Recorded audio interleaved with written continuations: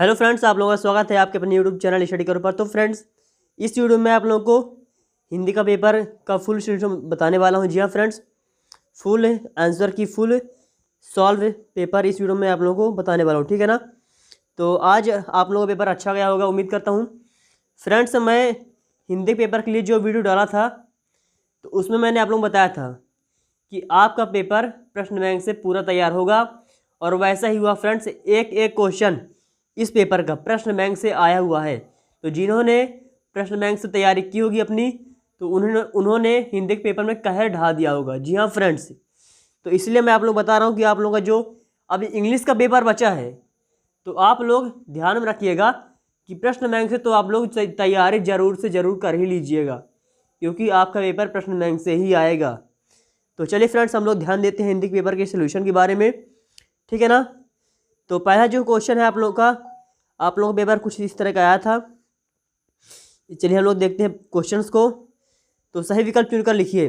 पहला क्वेश्चन इसमें आप लोगों का कि कबीर ने ईश्वर के कितने रूप माने हैं, तो इसका आंसर होगा 1। दूसरा है रमणीयार्थ प्रतिपादिका शब्द काव्यम परिभाषा है, तो यह है पंडित जगन्नाथ की। इसके बाद आप लोगों का तीसरा प्रश्न है नमक का दरोगा कहानी का प्रकाशन वर्ष है 1914। फूले ना समाना मुहावरे का अर्थ है अत्यंत खुश हो जाना।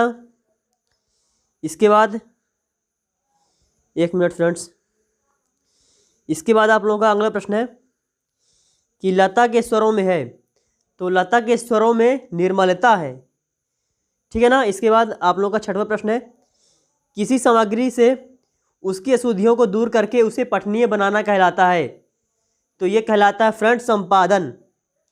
इसके बाद हम लोग देखते हैं दूसरा प्रश्न जो कि है रिक्त स्थान में सही शब्द का चयन कर लिखिए। तो जो आप लोगों का पहला प्रश्न है इसमें कबीर भक्ति काल की किस काव्यधारा कवि हैं, तो निर्गुण काव्यधारा के। मीरा की भाषा राजस्थानी है। प्रबंध काव्य के अंतर्गत साकेत आता है। इसके बाद चौथा है आप लोगों का मियाँ नसीरुद्दीन अखबार बनाने वाले और पढ़ने वाले को निठल्ला समझते थे। अच्छा अनुच्छेद लिखना एक, ये क्या है फ्रेंड्स आप लोग का, ये क्या होता है, लेखन कौशल है। अच्छा अनुच्छेद लिखना एक लेखन कौशल है।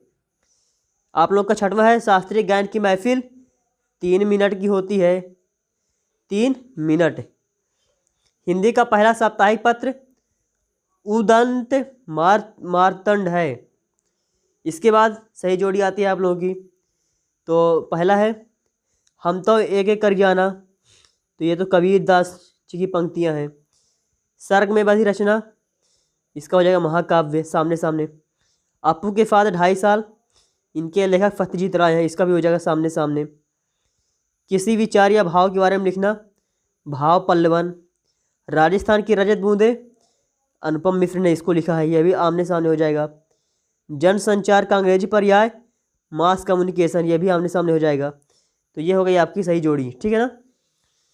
फिर से रिपीट कर देता हूँ, आप लोग मिलान कर लीजिए। हम तो एक एक कर जाना कबीरदास, सर्ग में बधी रचना महाकाव्य, अपू के फादर 2.5 साल फतेहजीत राय, किसी विचार या भाव के बारे में लिखना भाव पल्लवन, राजस्थान की रजत बूंदे अनुपम मिश्र, जनसंचार का अंग्रेजी पर्याय मास कम्युनिकेशन, ठीक है ना। इसके बाद हम लोग देखते हैं एक वाक्य में उत्तर लिखिए। तो पहला क्वेश्चन है जगत क्या देखकर मोहित हो रहा है, तो जगत माया देखकर मोहित हो रहा है, माया माया। इसके बाद अनुभाव कितने प्रकार के होते हैं, तो अनुभाव के 4 भेद होते हैं। अनुभाव 4 प्रकार के होते हैं, ठीक है ना, 4 प्रकार के। अब आप लोग सुन लीजिए कौन कौन से 4 प्रकार के होते हैं, कौन कौन है उनका नाम। पहला है कायिक, दूसरा है वाचिक, ठीक है ना, तीसरा है सात्विक, चौथा है आहार्य। तो अनुभाव के 4 प्रकार होते हैं। इसके बाद है तालीम की तालीम बड़ी चीज़ है, कथन किसका है, तो यह कथन मियाँ नसीरुद्दीन का है, ठीक है ना, मियाँ नसीरुद्दीन का है ये। इसके बाद वंशीधर ने किससे बैर मोल लिया था, तो धन से। इसके बाद है विज्ञापन लेखन के समय ध्यान में रखी जाने वाली कोई एक सावधानी लिखिए। तो सावधानी वैसे तो बहुत सारी होती हैं, लेकिन जो मैं आप लोगों को बताता हूँ, जैसे आप लोग लिख सकते हैं सावधानी में कि मुफ्त मिलने वाले सामानों या छूट का उल्लेख करना ना भूलें, ये आपकी सावधानी हो गई। इसी तरह से तो जो विज्ञापन लेखन के समय ध्यान में रखने जाने वाली सावधानियाँ होती हैं, उनमें से कोई सी भी आप लोगों को एक लिखना था।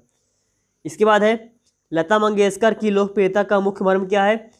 तो लता मंगेशकर की लोकप्रियता का मुख्य मर्म उनका गानपन है, ठीक है ना, गानपन। इसके बाद आप लोगों का अगला प्रश्न है, भारतीय टेलीविज़न को दूरदर्शन नाम कब दिया गया। तो भारतीय टेलीविज़न को दूरदर्शन नाम 1 अप्रैल 1976 को दिया गया। 1 अप्रैल 1976, ठीक है ना। इसके बाद आप लोगों का 5वां नंबर है, फत फत कथन लिखिए।